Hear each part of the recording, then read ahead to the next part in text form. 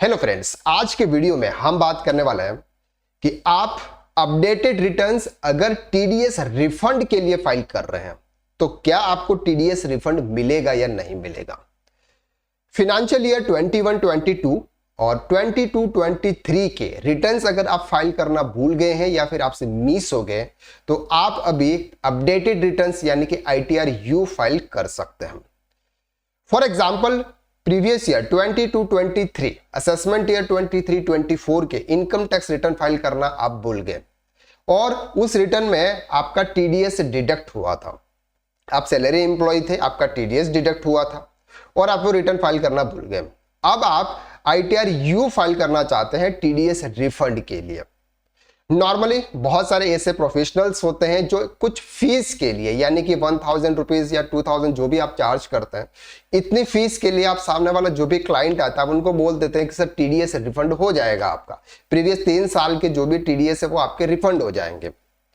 अब आपको ये मालूम होना चाहिए कि सर अपडेटेड रिटर्न्स जो भी होता है ना वो सिर्फ इनकम इंक्रीज करने के लिए होता है, न कि इनकम को डिक्रीज करने के लिए। आप अपने लॉस को डिक्रीज भी नहीं कर सकते, आप अपने लॉस को इंक्रीज भी कर सकते हैं, यानी कि लॉस को इंक्रीज नहीं कर सकते, डिक्रीज आप कर सकते हैं।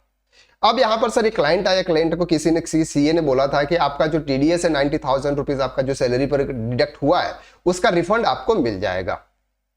अब उस पर्सन ने आईटीआर यू फाइल करवाया और अपडेटेड आईटीआर यू फाइल कराया तो वहां पर टीडीएस रिफंड नहीं हो रहा है। इसका लाइव एग्जांपल हम यहां पर देखेंगे तो आपको सर इजीली क्लियर हो जाएगा और आपके पास में ऐसा कोई भी क्लाइंट आएगा कि जो आपको ये बोलता है कि सर मेरा टीडीएस रिफंड करवा दीजिए फिनेंशियल ईयर 22-23 का, तब आप उनको इजीली बोल सकते हैं कि सर फिनेंशियल ईयर 22-23 का अब टीडीएस आपका रिफंड नहीं होगा, चाहे आपकी इनकम इससे कम क्यों नहीं है। फॉर एग्जाम्पल, ये एक रिटर्न है, इस रिटर्न के अंदर ये पर्सन सैलरी इंप्लॉय है, उनकी सैलरी है सर 11,18,795।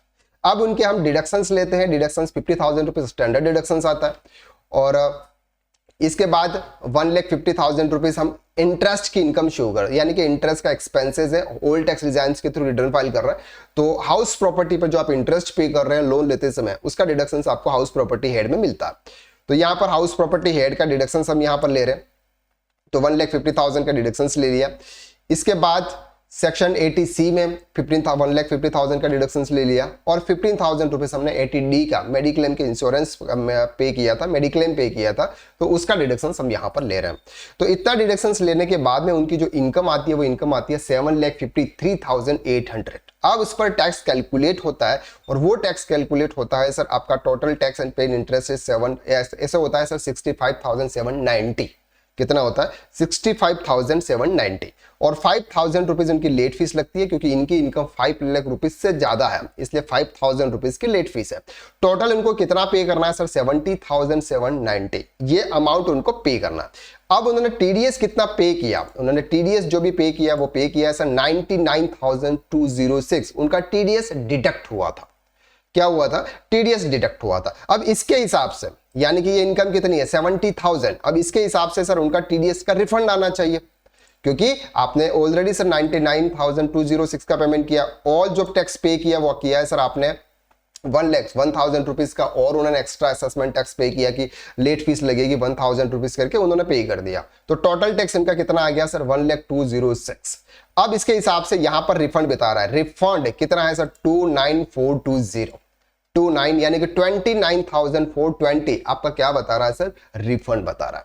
अब रिफंड आपको यहां पर बता रहा है पार्ट बी एटीआई में जाते हैं तो यहां पर भी आपका रिफंड माइनस में यानी कि in case the refund has not been issued. तो अगर आप यहां पे देखेंगे तो यहां पर बता रहा है सर आपका माइनस में 29,420, ये सब कुछ सही है। यहां पर फिर उनकी लेट फीस जो लगी थी वो भी उन्होंने पे किए थे XYZ। अब सर आपके यहां पे जब आप उसको देखेंगे आपकी जो फाइल है इस फाइल को आप वैलिडेट करेंगे तो ये file sheet income is detail is okay. इसके बाद आपको कैलकुलेट टैक्स करना है, जो भी टैक्स होगा वो आपका कैलकुलेट होता है। आप यहाँ पर टैक्स कैलकुलेट कर लेते हैं। टैक्स कैलकुलेट में अगर आप यहाँ पर अभी देखेंगे तो आपका यहाँ पर आता है रिफंड, कितना आता है सर 29,420 आपका रिफंड है। टैक्स पेड में भी यहाँ पर आ जाता है सर आपका रिफंड है।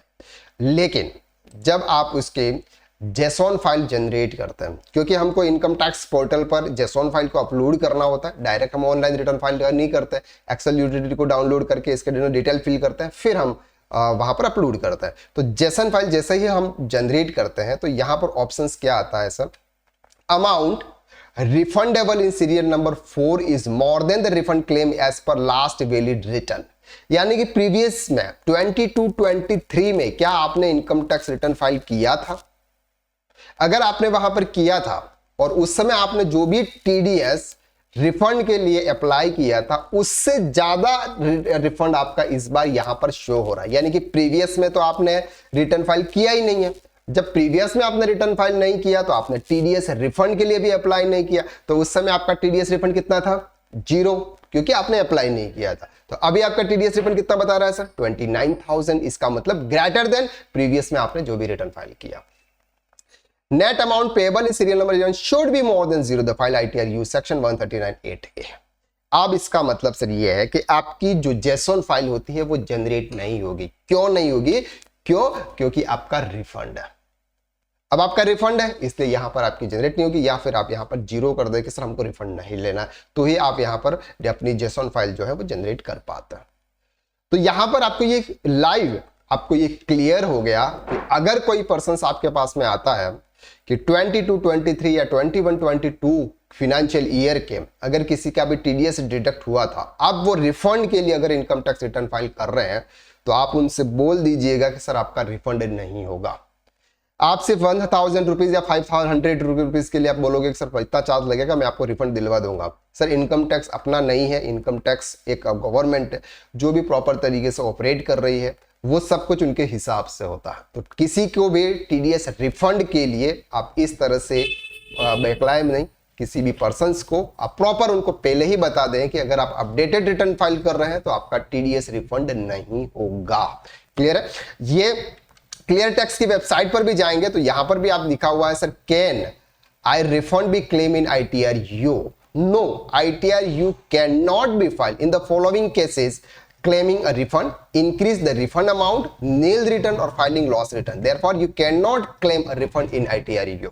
आप ITRU के अंदर रिटर्न क्लेम नहीं कर सकते।